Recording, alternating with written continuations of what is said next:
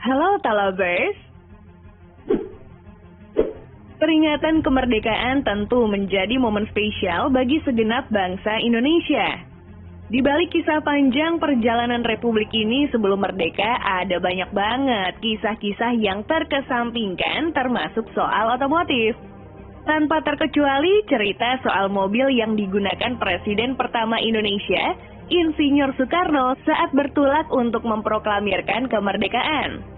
Seperti yang kita tahu, mobil tersebut adalah sebuah sedan asal pabrikan General Motors Buick 8. Namun, gak banyak yang tahu ada kisah unik sebelum kendaraan tersebut menjadi tunggangan kepresidenan Soekarno.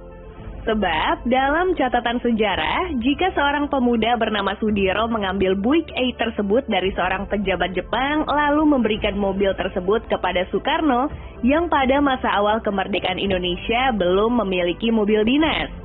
Padahal, alat transportasi adalah suatu hal yang penting banget pas Presiden hendak melakukan perjalanan dinas. Tapi harus dimaklumi, toh saat baru berdiri, Republik ini belum punya anggaran negara. Perlu pula kalian ketahui, mobil yang diproduksi di kota otomotif Detroit, Amerika Serikat ini bukanlah mobil sembarangan dan menjadi simbol kemewahan. Bahkan produksinya cuma 1.451 unit aja loh. Nah, overall, kendaraan ini memiliki desain yang cukup unik dan bulat.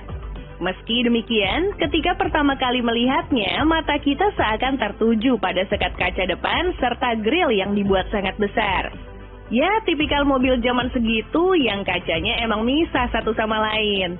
Selain itu, di depan ada lampu utama yang berbentuk bulat pada mobil yang pertama kali diproduksi pada tahun 1939 ini. Belum pakai teknologi macam-macam kayak sekarang, toh usianya udah lebih dari 80 tahun. Demi menambah kesan mewah saat berpapasan dengan mobil ini, bumper depannya punya semacam tanduk yang dilabur krom. Kurang lebih seperti ini bentukannya. Cukup mewah bukan? Eits, tunggu dulu. Ada yang ngelihat lampu sein di mobil ini? Atau emang gak punya? Rupanya ya, setelah lebih diperhatikan lagi, lampu sein itu ternyata ada loh, tapi dengan ukuran yang sangat kecil dan berada di dekat spionnya. Mumpung udah di samping, sekalian aja. Tampak pula fender yang cembung khas mobil zaman itu. Ya maklumlah, desain seperti ini emang cukup tren di zamannya.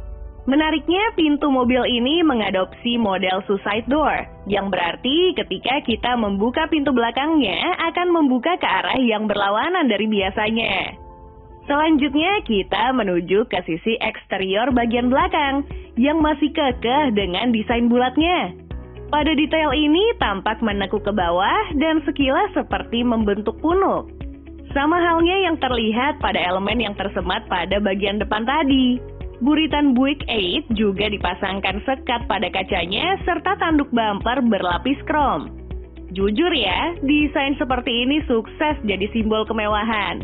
Apalagi sekarang banyak para puris yang demen ngoleksi mobil-mobil klasik begini.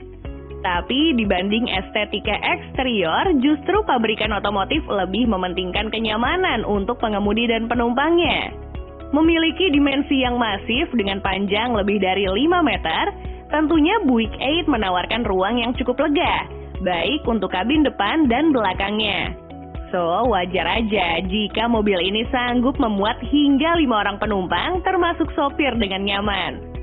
Pada bagian interior mobil ini pun masih tampak sederhana. Terlihat pada bagian dashboardnya tidak terlalu banyak instrumen di sana. Hanya ada sebuah kemudi, speedometer, serta radio FM yang selalu menemani perjalanan para pengemudi dan penumpang. Karena tergolong sebagai mobil mewah, Buick selaku produsen mobil ini juga membekalinya dengan jok yang cukup empuk. Nah, walaupun amat sangat sederhana, kalian jangan ragukan apa yang ada di balik kap cembungnya. Sebab Buick 8 sendiri menggendong mesin V8 berkubikasi 5250 cc yang sanggup memuntahkan tenaga maksimum hingga 141 horsepower serta torsi puncaknya mencapai 365 Nm. Meski tenaga dan torsi segitu udah bisa didapat dari mesin 1800 cc zaman sekarang, tapi jangan salah, Mobil tersebut masuk ke kategori kencang pada eranya. Ya, emang nggak usah diraguin lagi sih. Buick 8 sendiri sudah terbukti melibas hampir segala medan kala itu. Mobil ini kerap menemani setiap perjalanan dinas putra sang fajar, baik ketika sedang berada di ibu kota maupun Yogyakarta. Konon, mobil ini juga sering diajak Bung Karno menuju ke Istana Kepresidenan di Bogor. Menjadi kendaraan pertama orang nomor 1 di Republik ini, tentu kamu akan membayangkan sebuah mobil yang memiliki perlindungan super aman dan tanpa celah. Tapi, seperti yang sudah dibahas sebelumnya, jikalau Buick 8 adalah sebuah pemberian dari kawan Soekarno yang diambil dari pejabat Jepang. Jadi, nggak ada fitur tambahan yang disematkan. Semuanya serba standar seperti tunggakan pada umumnya di era itu. Lagian di era itu teknologi macam anti peluru dan semacamnya belum semasif sekarang penggunaannya. Perihal masalah harga, Buick 8 sendiri dibanderol sekitar 1.000 US dollar sampai 2.000 US dollar atau setara dengan 14 hingga 28 juta rupiah. Angka ini tergolong tinggi jika dilihat dari perkembangan inflasi. Gak heran sih kalau harganya mahal. Soalnya pada zaman itu Buick 8 adalah salah satu dari sekian banyak mobil-mobil mewah kelas wahid. Terlepas dari itu semua, Buick 8 kini telah menjadi saksi bisu sejarah awal kemerdekaan Indonesia. Mobil ini dengan setia menemani perjalanan Bung Karno sekitar 4 tahun lamanya, mulai dari tahun 1945 hingga 1949. Tak jarang pula mobil ini kerap kali mogok saat di perjalanan. Ya, mau nggak mau harus didorong oleh para ajudan. Mungkin hal tersebut disebabkan karena pada zaman itu belum begitu banyak orang yang mengerti soal mesin mobil. Sehingga perawatan serta perbaikan mobil ini kurang maksimal, yang berujung terjadinya mogok pada mesin. Ditambah lagi, anggaran untuk itu pasti belum ada.